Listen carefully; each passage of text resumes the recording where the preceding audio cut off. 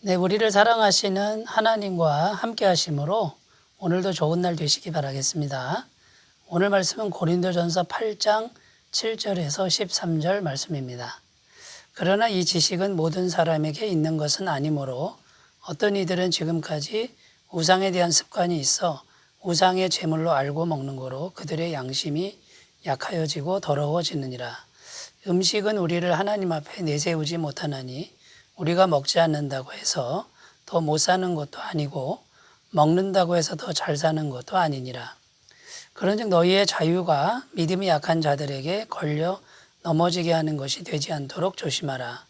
지식 있는 내가 우상의 집에 앉아 먹는 것을 누구든지 보면 그 믿음이 약한 자들의 양심이 담력을 얻어 우상의 제물을 먹게 되지 않겠느냐. 그러면 내 지식으로 그 믿음이 약한 자가 멸망하나니 그는 그리스도께서 위하여 죽으신 형제라. 이같이 너희가 형제에게 죄를 지어 그 약한 양심을 상하게 하는 것이 곧 그리스도에게 죄를 짓는 것이니라. 그러므로 만일 음식이 내 형제를 실족하게 한다면 나는 영원히 고기를 먹지 아니하여 내 형제를 실족하지 않게 하리라. 아멘. 고린도전서 8장 후반부입니다.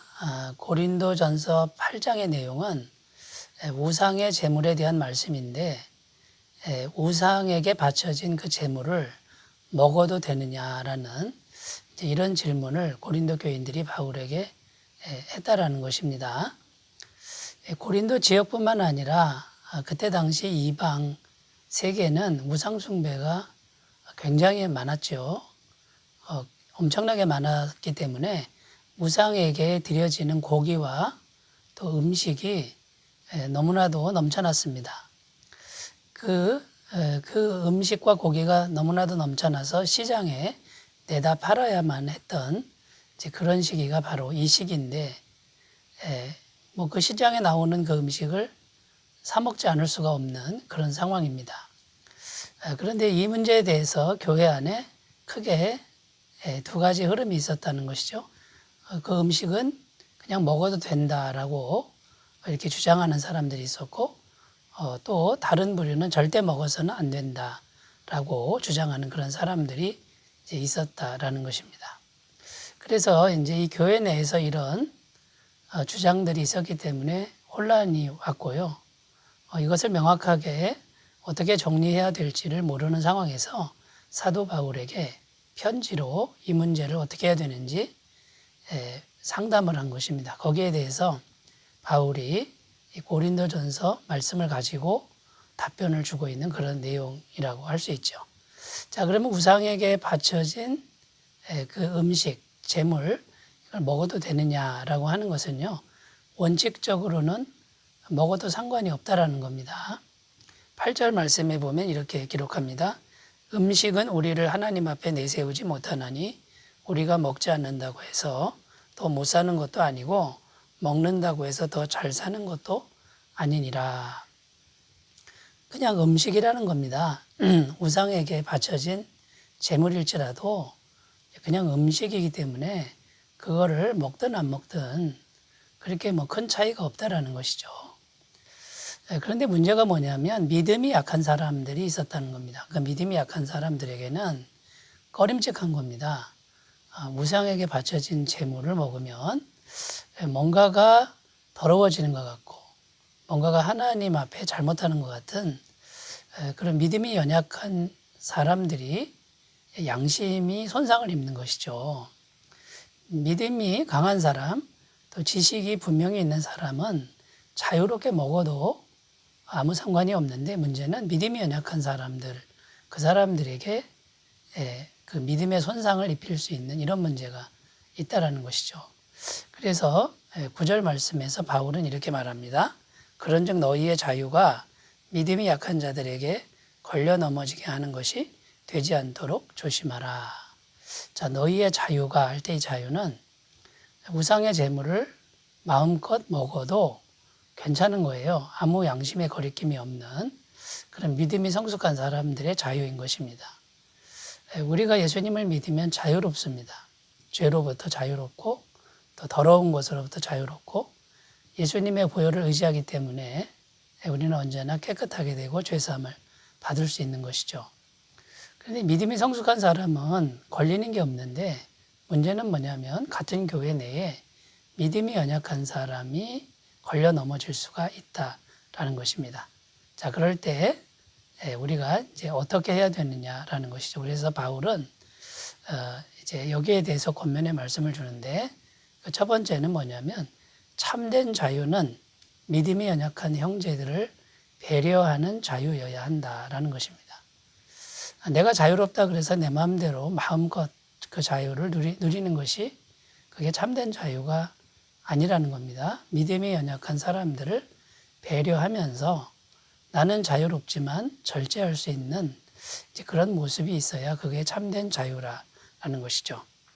7절 말씀 읽어보겠습니다. 그러나 이 지식은 모든 사람에게 있는 것은 아니므로 어떤 이들은 지금까지 우상에 대한 습관이 있어 우상의 제물로 알고 먹는 거로 그들의 양심이 약하여지고 더러워지느니라.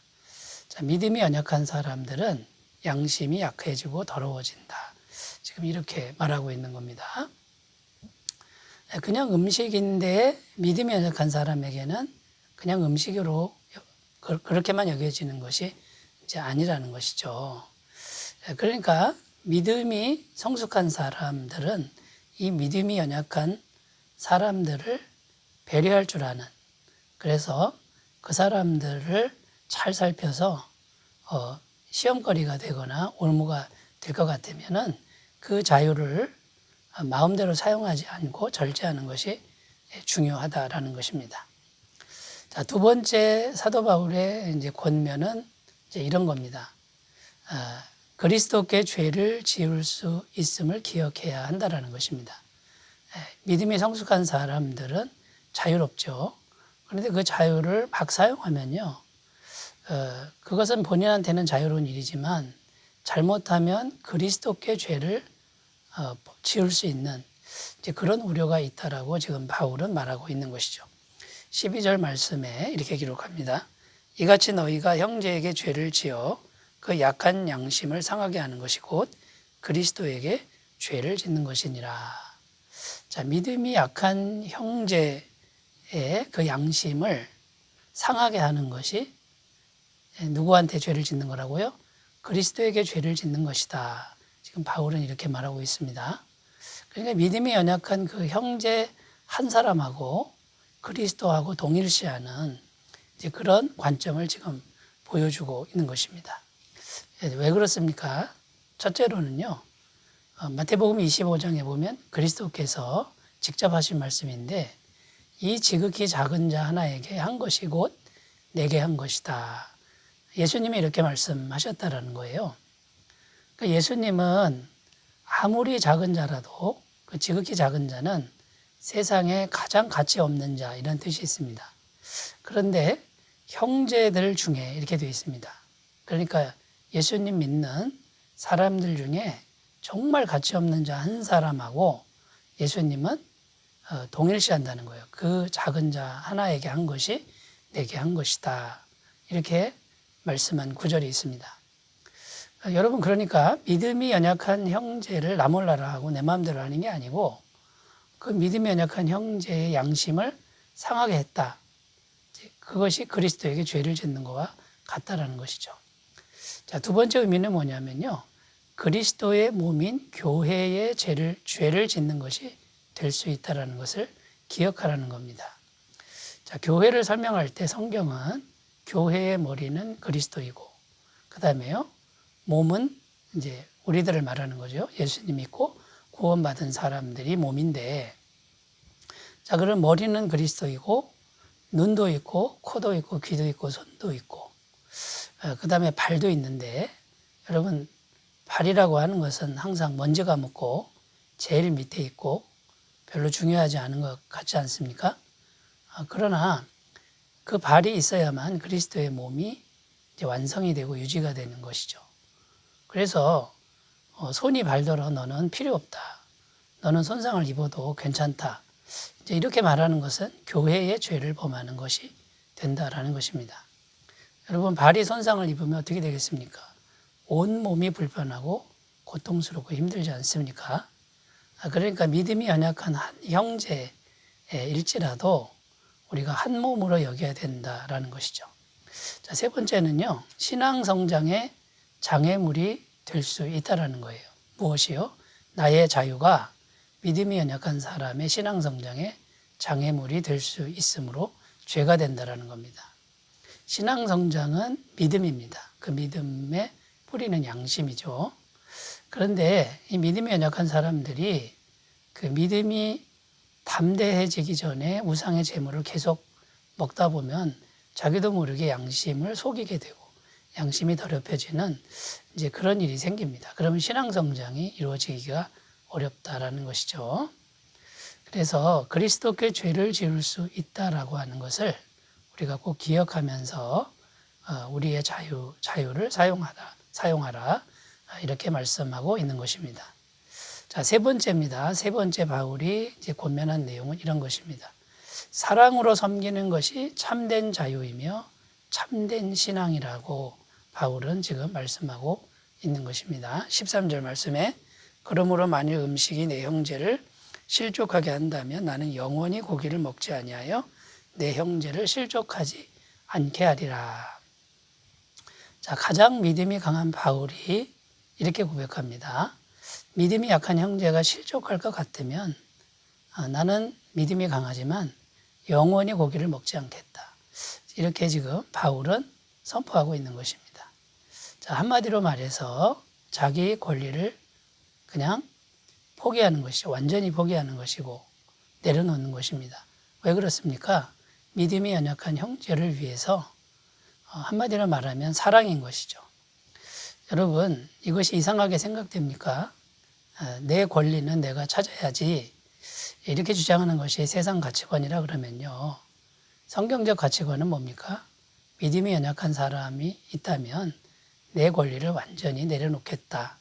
이것이 성경적 가치관이고 예수님이 보여주신 십자가 사랑의 원리라는 겁니다.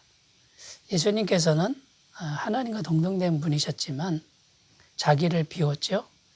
하나님과 동등됨을 취할 것으로 여기지 않고 자기를 비워 종의 형체를 가지사 사람들과 같이 되었고 또 사람들과 같이 자기를 낮추시고 십자가에 죽으셨다.